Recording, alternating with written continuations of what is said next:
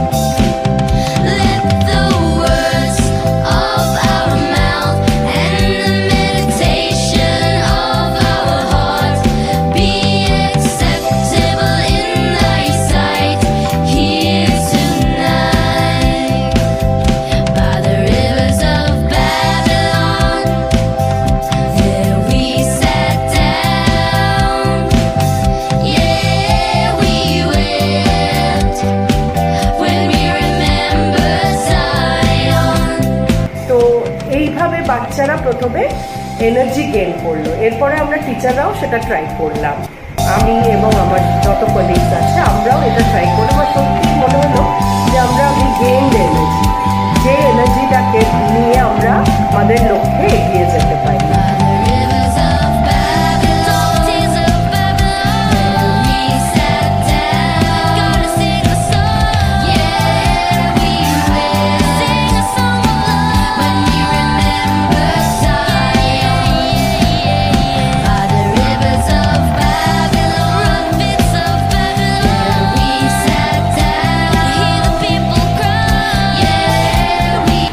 এরপর তিনি আমাদের বললেন যে ক্যারিয়ার, আমাদের যে এআই আসছে এখন, আর্টিফিশিয়াল ইন্টেলিজেন্সকে যদি আমরা আমাদেরকে ডমিনেট করতে দিই সেটা হবে না।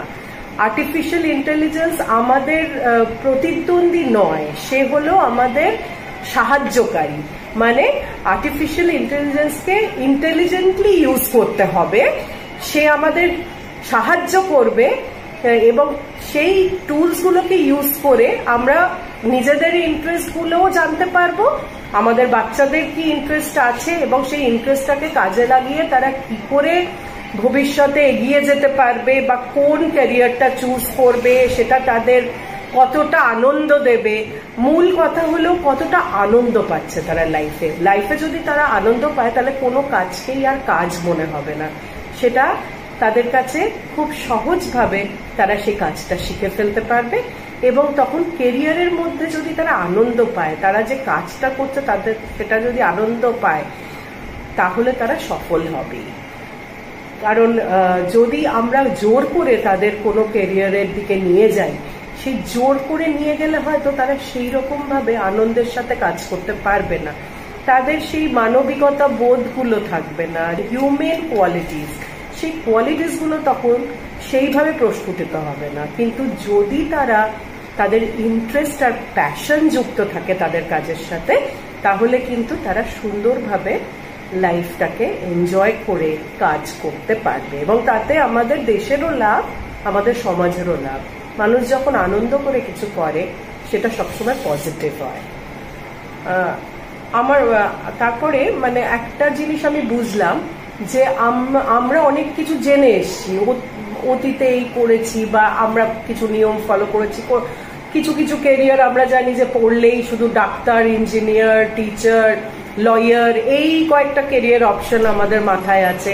আমাদের বাচ্চাদেরও আমরা সব সময় বলি যে তোমরা এইভাবে পড়ো, সায়েন্স নাও, সায়েন্স নিয়ে তাহলে তুমি ডাক্তার, ইঞ্জিনিয়ার হতে পারবে। তুমি যদি আর্টস নিয়ে একটা সাবজেক্ট নিয়ে তোমরা কোনো পিএইচডি করো, তাহলে তুমি টিচার বা প্রফেসর হতে পারবে। এইরকম ভাবে এই গতানুগতিক যে ভাবনাগুলো, এই ভাবনাগুলোকে আমাদের পেছনেই ফেলে দিতে হবে, অতীতকে নিয়ে এগিয়ে যাওয়া চলবে না। Don't live in the past, live for now, live for the present. মানে এখন আমি কি করব সেটাতে ফোকাস করতে হবে। আমি পাস্টে কি করেছি, আমার বাবা কি করেছে, তারা কিভাবে পড়াশোনা করেছে, এটা করলে এটা হবে, যে স্টক ধারণাগুলো আমাদের মধ্যে আছে, এগুলোকে একদম পেছনে ফেলে এই বোঝাগুলো নিয়ে এগিয়ে যাওয়া যাবে না। আমাদের অনেক স্মার্ট হতে হবে, অনেক সুন্দরভাবে আমাদের কোন স্কিল আছে সেটা দেখতে হবে, সেই স্কিল ডেভেলপমেন্টের দিকে মন দিতে হবে, এবং সবকিছু নাও মানে পাওয়ার অফ নাও, সেটা হচ্ছে আমাদের মূল কথা। আর আমাদের ইন্টারেস্ট সেটা সব থেকে বেশি, আমাদের প্যাশন, আমাদের ইমোশন, আমাদের যে মানবিক কোয়ালিটিস গুলো আছে সেগুলোকে ইউজ করে এআই কে সাথে নিয়ে, পাশে নিয়ে আমাদের এগিয়ে চলতে হবে। তবেই আমরা যেটা চাইছি সেটা করতে পারবো। এবং ডক্টর সরকার সমানেই আমাদের মোটিভেট করেছেন, আমাদের বলেছেন যে কিভাবে আমরা ইন্টারেস্ট জাগাতে পারবো নিজেদের মধ্যে, কখনো নেগেটিভ নো, না, কিন্তু, বাট, মানে এইগুলো আমরা বলতে পারবো না। আমাদের সব সময় দেখতে হবে যে আমাদের যেটুকু রিসোর্স আছে সেটাকে ইউজ করে আমরা কিভাবে আরো বড় বড় অ্যাভিনিউজ আমরা তৈরি করতে পারি আমাদের বাচ্চাদের জন্য। সেটা শুধুমাত্র স্কুলের বাচ্চা না, আমাদের বাড়ির বাচ্চা হতে পারে, আমাদের নেবারহুডের বাচ্চা হতে পারে।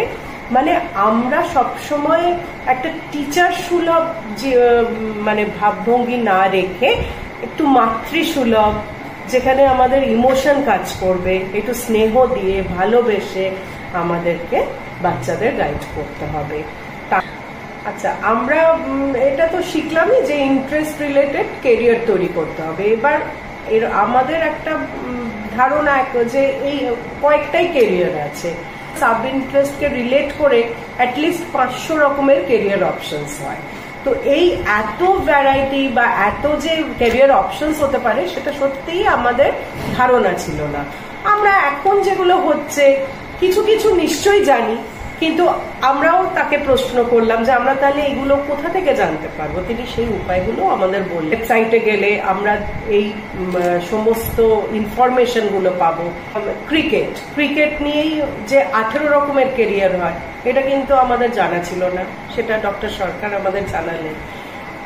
রান্না, মাছের ঝোল ভাত রান্না করেও যে একটা কেরিয়ার তো আউট কিচেন করা যায় এবং তাতেও যে কিছুটা উপার্জন করা যায় সেটাও আমরা শিখলাম। আমাদের বাচ্চারা যেমন মেকআপ আর্টিস্ট হতে চায়, সেখানেও আমরা দেখলাম সেখানেও হয়তো 15-16 রকমের মেকআপ আর্টিস্টের অপশনস আছে। যে শুধু যে মেকআপ করে বেরিয়ে গেল তা না, তারা সিনেমার জন্য মেকআপ করতে পারে, নাটকের মেকআপ হতে পারে, প্রস্থেটিক মেকআপ হতে পারে, এরকম অনেক রকমের অপশনস আছে। তো এই জিনিসগুলো যত আলোচনা করলাম আমরা সবাই মিলে, আমাদের সেশনটা খুব ইন্টারঅ্যাক্টিভ ছিল, এটা সব থেকে ভালো। মানে ডক্টর সরকার সবাইকে সুযোগ করে দিয়েছেন যে সবাই তার মনের ভাব প্রকাশ করে তর্ক বিতর্ক আমরা করেছি, এবং তাতে আমাদের ভালো হয়েছে। ইন্টারেস্টটা উনি ওইভাবেই আমাদের ক্রিয়েট করতে পেরেছেন, যে কাউকে তিনি বাধা দেননি, তিনি সবাইকে মন খুলে কথা বলতে দিয়েছেন, এবং তার ফলে কি হয়েছে, টিচারদের মধ্যে একটা ইন্টারেস্ট গ্রো করেছে, এবং তারা লাস্টে জিজ্ঞেস করেছে 500 কেরিয়ার সম্বন্ধে কবে আমাদের বলতে আসবে। আমরা সেই দিনটার জন্য অপেক্ষা করছি। তো এইভাবেই আজকের দিনটা সত্যি ভালো কাটলো, অনেক কিছু শিখলাম আমরা, আশা করি ভবিষ্যতেও শিখবো। নমস্কার। টেকনিক্যাল জিনিসপত্র তার ইন্টারেস্ট আছে।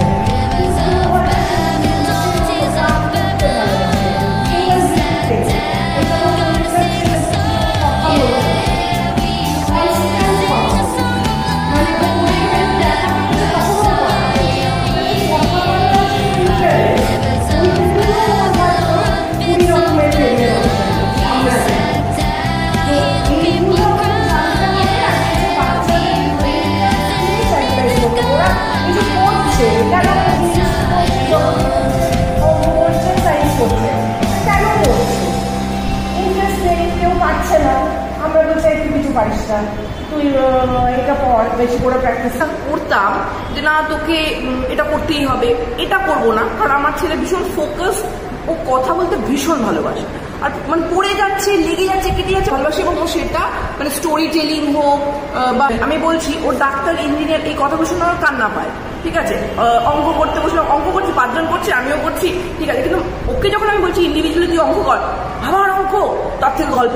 এখনো নিশ্চয়ই যা পরিবর্তন হচ্ছে, পরিবর্তনের সঙ্গে সঙ্গে আমাদেরও পরিবর্তিত হতে হবে চিন্তা ভাবনা, যে গতানুগতিকতা ওখান থেকে বেরিয়ে আসতে হবে। এবং যেহেতু আমরা এই প্রফেশনে রয়েছি, আমার ঘরের বাচ্চাটাই শুধু আমার বাচ্চা নয়, আমাদের এতগুলো বাচ্চা আছে, এদের ক্যারিয়ারটা যাতে ওদের মানে কি বলবো, ওদের যেন ভালোবাসার একটা মানে পছন্দের বিষয় অনুসারে হতে পারে, তার জন্য মানে আমরা আরো বেশি যত্নশীল হব, এটা মনে হলো।